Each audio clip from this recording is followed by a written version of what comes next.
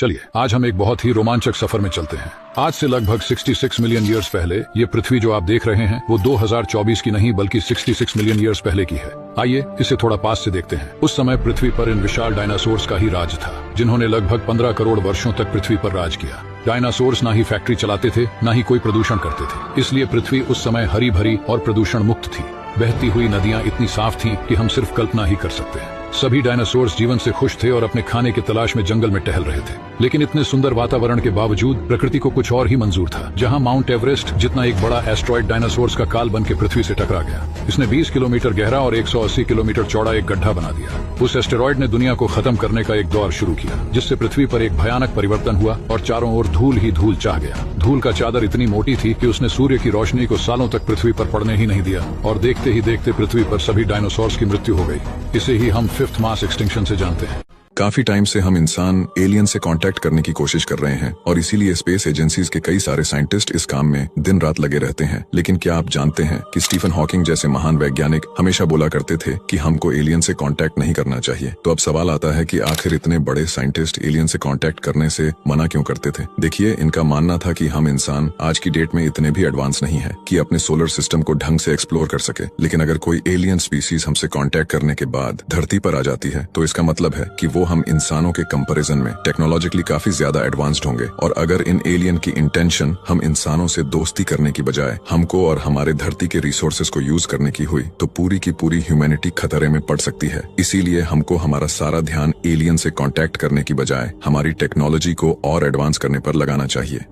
आप जो ये वीडियो देख रहे हो ये कोई एडिटेड वीडियो नहीं है। ये जगह इस दुनिया में असलियत में है। इस जगह का नाम सेनेट एंड सेहनम है और इसका हिंदी में मतलब है स्वर्ग और नरक। दरअसल ये जगह तुर्की में टोरस नाम के बड़े पहाड़ पर है और ये एक नहीं बल्कि दो बड़े सिंक होल है जो देखने में काफी ज्यादा खतरनाक लगते हैं। और आजकल यहाँ पर इस सिंक होल को देखने के लिए काफी लोग आते जाते रहते हैं। क्या आप जानते हैं कि पृथ्वी के बीचों बीच में कौन सा देश आता है? देश का नाम जानकर आप भी हैरान हो जाओगे दोस्तों। 20-25 सेकंड में सारी जानकारी देता हूँ, बस आप लाइक, सब्सक्राइब और फॉलो कर दीजिए। कई ऐसे सवाल हैं जो हमारे मन में आते रहते हैं, तो चलिए बताते हैं। वैज्ञानिक पृथ्वी के सेंटर वाले जगह को एक काल्पनिक स्थान मानते हैं। हालांकि पृथ्वी के सेंटर के सबसे करीब देश घाना है। घाना पृथ्वी के सेंटर में 380 मील की दूरी पर है, जिसे वैज्ञानिक लैंडमार्क के तौर पर देखते हैं। घाना अफ्रीका महाद्वीप का हिस्सा है। पृथ्वी के बीचों बीच होने के कारण यहाँ का वातावरण अन्य हिस्सों से थोड़ा अलग है। घाना में बहुत ज्यादा गर्मी पड़ती है। यहाँ विश्व की सबसे बड़ी मानव निर्मित झील पाई जाती है, जिसका नाम लेक वोल्टा है। घाना की जंगलों में जहरीले सांप और साथ ही 650 से अधिक तितलियों की प्रजातियां भी मिलती हैं। 2021 की जनगणना के अनुसार घाना की कुल आबादी 3 करोड़ 28 लाख है।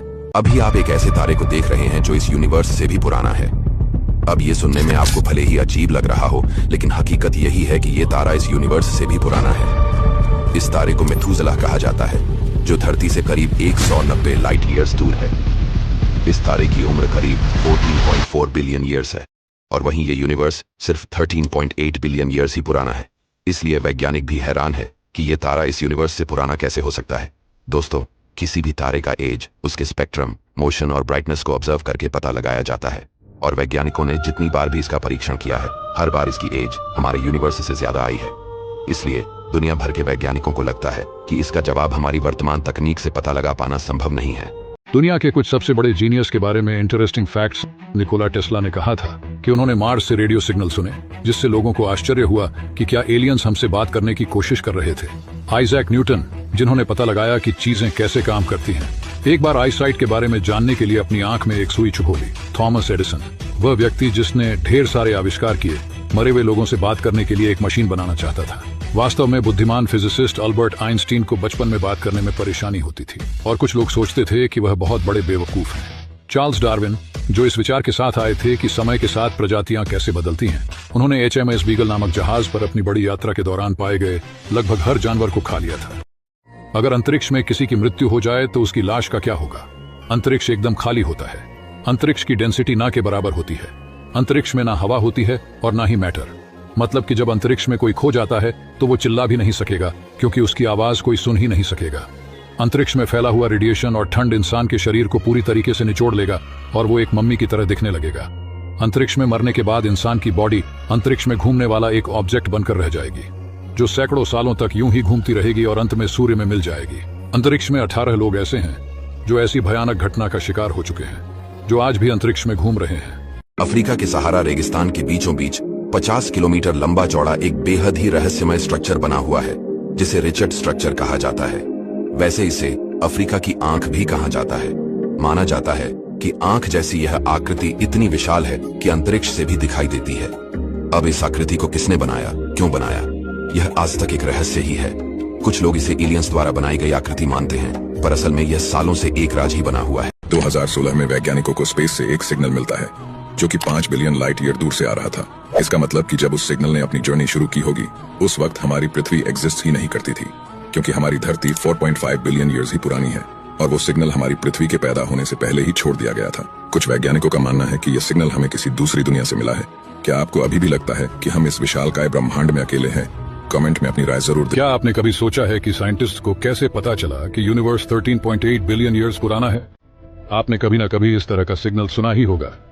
जब आप किसी सेंसिटिव एंटीना को आसमान की तरफ करेंगे तो आपको स्पेस से आता हुआ यही सिग्नल मिलेगा। यह हर जगह स्पेस में सेम होता है। यह लो पिच माइक्रोवेव बैंड है, जिसे हम कॉस्मिक माइक्रोवेव बैकग्राउंड कहते हैं। यह बिग बैंग के बाद 3 लाख साल बाद बना था। यह हमें बुलाने फोटोन की मदद से पता चला कि कब बना था। यह सबसे पुरानी लाइट थी जिसे साइंटिस्ट ने डिटेक्ट किया था। इसी से हमें पता चला कि यूनिवर्स 13.8 अरब साल पुराना है। क्या होगा अगर कोई इंसान स्पेस से ही जंप लगा दे? ऐसा ही किया था Austrian sky diver Felix Baumgartner ने। इन्होंने 14 अक्टूबर 2012 को वर्ल्ड रिकॉर्ड बनाने के लिए स्पेस से जंप लगाया। इसके बाद फीलिक्स 1300 किलोमीटर पर आवर की स्पीड पकड़ ली, यानी कि उस वक्त फीलिक्स ने स्पीड ऑफ साउंड को भी पीछा छोड़ दिया था। हवा में गुलाटियां खाते हुए फीलिक्स बिना किसी नुकसान के अर्थ ऑफ स्फीयर में एंटर हो गए थे। उसे स्पेस से जमीन तक आने में लगभग 4 मिनट 5 सेकंड का वक्त लगा। धरती के नीचे एक ऐसी दुनिया है जो हमसे भी ज्यादा विकसित है। अमेरिकी नौसेना रिचर्ड बर्ड उत्तरी ध्रुव पर उड़ान भर रहे थे और उनके विमान के इंजन से तेल लीक हो रहा था और जहाज में अशांति के कारण जहाज अनकंट्रोल हो गया और नीचे गिरने की बजाय वह एक गुफा से होकर गुजर गई। जब गुफा खत्म हुई तो उसे एक अलग तरह की माउंटेन रेंज दिखाई दी, जिसके पीछे एक जंगल था जहां सब कुछ रोशनी से भरा हुआ था। थोड़ी देर बाद उन्होंने एक विमान को आते देखा और उसमें से लगभग 10 फुट के आदमी सफेद कपड़े पहने हुए निकले। उन्होंने अपनी भाषा में समझाया वो पृथ्वी पर हैं और यह उनका सिटी अगाथा है। अगाथा के घर क्रिस्टल से बने थे, जिससे पूरा शहर जगमगा रहा था। रिचर्ड बर्ड ने यह सब अपनी डायरी में लिखा था, जो उनकी मौत के बाद लीक हो गई, लेकिन इसे कंस्पिरेसी थ्योरी माना गया।